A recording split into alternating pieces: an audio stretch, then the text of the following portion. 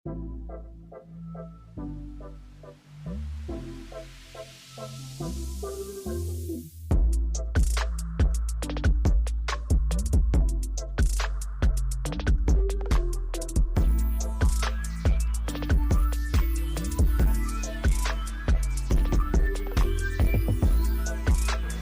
discussing synthetic aperture radar, SAR, we must know the basic theory of remote sensing.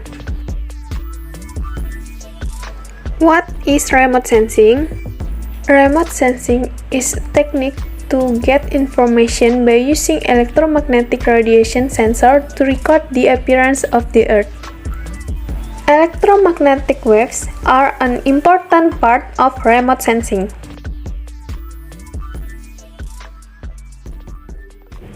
So, what are electromagnetic waves?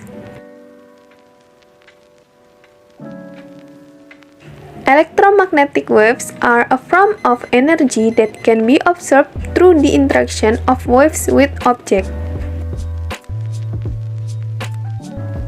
This electromagnetic wave radiation is the main source in remote sensing, which can be sourced from many things. One example is sunlight.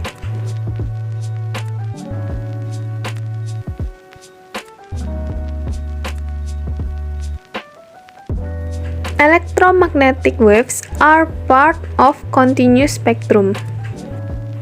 The spectrum of electromagnetic waves is arrangement of all forms of electromagnetic waves based on their frequency and wavelength. The 7 electromagnetic spectrum are radio wave, microwave, infrared, visible light, ultraviolet, X-ray, and gamma ray. From the table, we can see that very low energy with long wave height and frequency low like radio waves.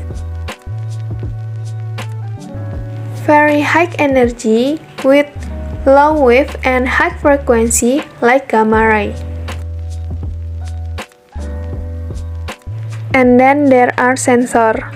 Sensors are the main component in remote sensing. Sensor is a tool used to record and detect electromagnetic waves emitted by an object. Sensors have two types. The first type is passive sensor, and second type is active sensor. Passive sensors are sensors that use other energy such as energy from sunlight or energy emitted by the Earth.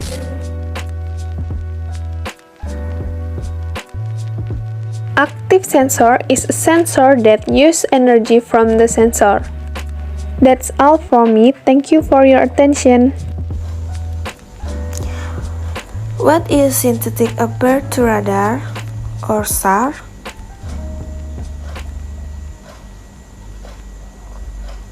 Who invented radar?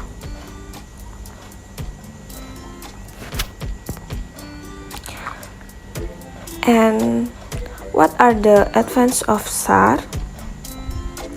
Synthetic aperture radar technology is the best most advanced remote sensing technology with its ability to penetrate all weather conditions such as thick, cold conditions and rain.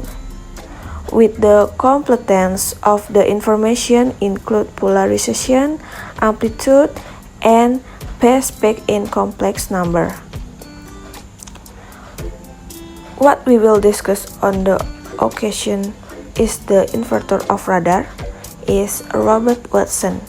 Sir Robert Watson was born in Bridge, Scotland on April 13 in 1892. Some of the advantages possessed by synthetic aperture radar or SAR is its ability to record information in the Earth's surface during the day and night, can record in any weather condition, and can penetrate the canopy of vegetation very tightly.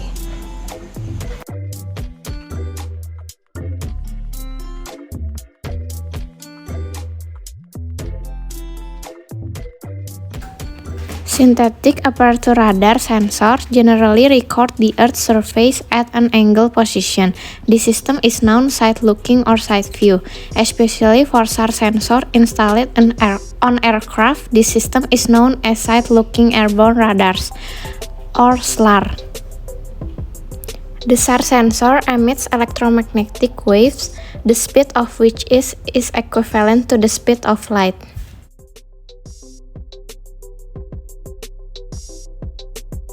String between objects to read the SAR sensor at different times. The SAR sensor transmits electromagnetic waves not continuously along the flight path of the platform. To widen the swath, some SAR sensors do bursting several times towards the swath, so that it will form several subswaths in one track. Such a SAR system is known as terrain observation with progressive scan-SCAR or TOPSAR. After knowing the definition of SAR and how does synthetic aperture radar work? Radar or SAR is an active remote sensing system. In the process of recording objects on synthetic aperture radar or SAR, the method of recording radar by side-looking radar affects the ability of the radar to record various objects. SAR recording is obtained by using an active sensor system that emits radiation of its own energy to get back reflection from the object. SAR sensors shoot themselves electromagnetic waves in the form of microwaves to the Earth's surface.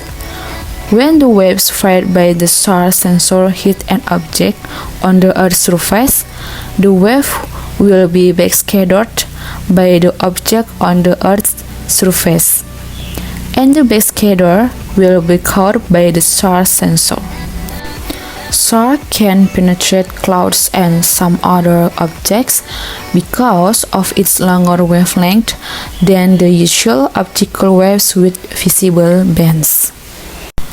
The SAR sensor emits electromagnetic waves, the speed of which is equivalent to the speed of light, which is about 300 million meters per second. Backscatter from the object to the SAR sensor speed is also the same. In order for backscattering between objects to reach the SAR sensor at different times, the SAR sensor transmits electromagnetic waves not continuously along the flat bed of the platform, but in the form of pulse or short bursts with a short burst mechanism like this.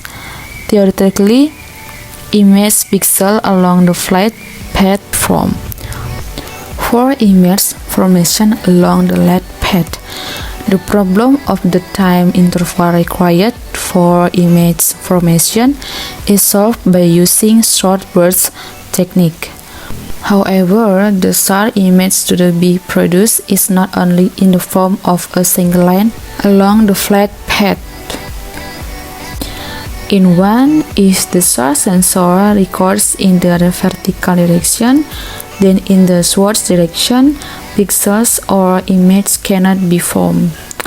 This is because backscattering from 3A and 3B objects under the sensor will reach the SAR sensor at relatively the same time. However, in picture 2, if the SAR sensor is recording in a sidewise direction, there will be an interval or time difference of transmitting the waves hiding 3A and 3B, and 3 will be a time interval between backscatter from 3A and 3B.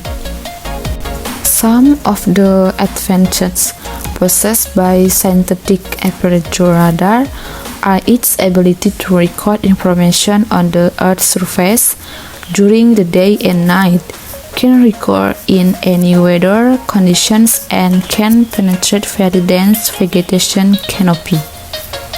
The advantage of this SAR is that it uses an active sensor system in the SAR that emits its own energy radiation to get a back reflection from the object.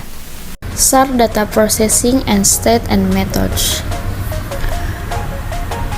What is SAR? SAR is a part of the radar can be produced image with a clear appearance of the geological phenom in the form of the geological structure and landforms.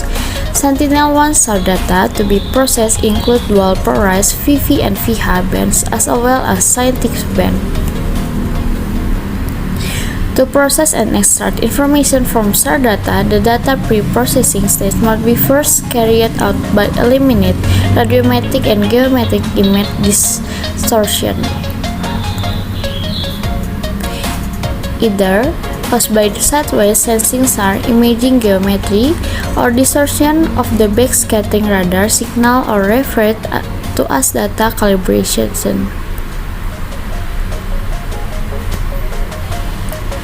The first stage, calibration process. It's important to carry out the radiometric calibration process so that our SAR data will be analyzed quantitatively. The calibration process that has been carried out produces values in the form of number or with calibrated physical units. The initial image does not have a clear range of values without a physical unit in the form of the digital number, while the calibrated image obtains the backscatter value. According to the type of horizon applied, the resulting display has no difference between the initial image and calibrated image. Second stage, speckle reduction process.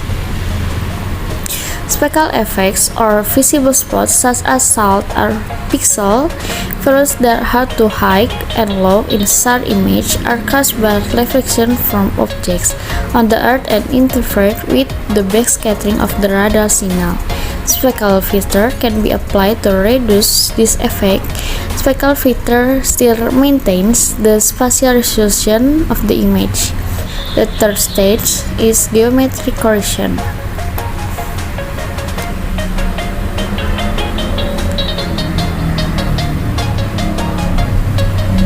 The geometric correction is carried out by entering cartographic coordinate with the back geocoding method, which is to restore the original appearance of the image by reversing it 180 from right to left so that changes are produced in the image. There are several types of SAR image processing methods, namely interferometry, scientific aperture radar (INSAR), differential INSAR (D-INSAR), multi-temporal INSAR (MC-INSAR), which includes permanent scatter INSAR (PS-INSAR), and small baseline subset SBAS. Synthetic apparatus radar refers to a technique for producing fine resolution image from a resolution limited radar system. It requires that the radar be moving in straight line either on an airplane or rocket. The basic principle of any imaging radar is to emit an electromagnetic signal which travels at the speed of light toward a surface and record the amount of signal the bounce echoes back or backscatter and its time delay. The wavelength that remote sensing radar used to observe Earth's surface and microwaves typically in a range of a few to tens of centimeters, because the radar signal loses energy it travels at a rate equivalent to beam width, wavelength, or antenna size.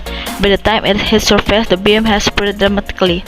For example, with a signal wavelength of 10 cm and an antenna of 10 meters in diameter, the beam width is 1/100 radians. SAR technique takes advantage of the fact that the radar is moving in orbit to synthesize a virtual 10 km long antenna from the physical 10 meters antenna in the direction of light. As the radar moves along its path, it sweeps the antenna's footprint across the ground while continuously transmitting pulse, short signal bursts separated by time and reshaping the echoes of return pulse. As a target, like a ship, first enters the radar beam, the backscatter echoes from each transpulse begin to be recorded. As the platform continues to move forward, all echoes from the target for each pulse are recorded during an entire time that the target is within the beam. Next, SAR from DEM generation. DEM, which stands for Digital Elevation Model. Two technologies can be applied to generate DEM that are stereo SAR and informatic SAR. Stereo SAR use the parallels of SAR pair to generate DEM. In parametric, SAR use the different pairs of two SAR images to estimate the surface height. A DEM for a large area can be generated without the need of ground control of a few control points. Next, SAR for subsidence monitoring. The in-SAR technology is used to millimeters level of accuracy can be obtained. This technology is good for monitoring the construction sites such as mining area, city, and each other. It can help to predicting the hazards such as mining exploitation. Next, this video will explain about SAR for soil moisture content. Soil dielectric constant is calculated through the SAR backscattering signal. The soil moisture content can be estimated by the soil dielectric constant. The accuracy of the estimate result depends on the SAR wavelength, the polarization used. It is useful for irrigation monitoring as well as environmental monitoring. In the image you can see the SMIP radar image accurate from March 21 to April 3, 2015. Weaker radar signal shown in blue reflect low soil moisture or lack of vegetation such as a desert. Strong radar signal shown in red are seen in forest. SMIP's radio also take data of the ocean and sea. Next, SAR for crop estimation. SAR of crop estimation is multi-temporal SAR data should be used to monitor the plant growth and the plant's biomass. The damage are due to flooding can also be monitored. The crop producing model may be used to stimulate the plant growth and predict the crop yields. And this last explain about SAR application in remote sensing.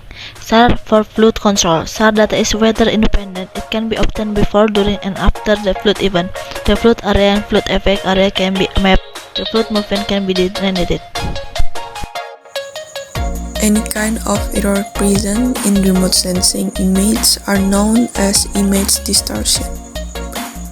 Any remote sensing image acquired from either spaceborne or airborne platform are sensitive to a variety of distortion.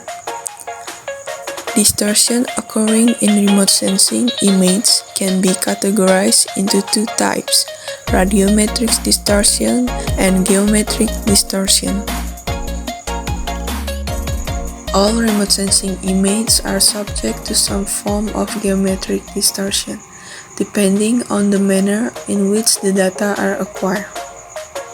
These errors may be due to a variety of factors, including the perspective of the sensor optics, the motion of the scanning system, the motion and instability of the platform, the platform altitude, attitude and velocity, the terrain relief and the curvature and rotation of the Earth.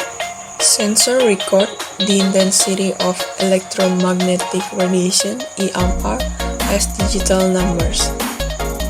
These digital numbers are specific to the sensor and condition under which they were measured.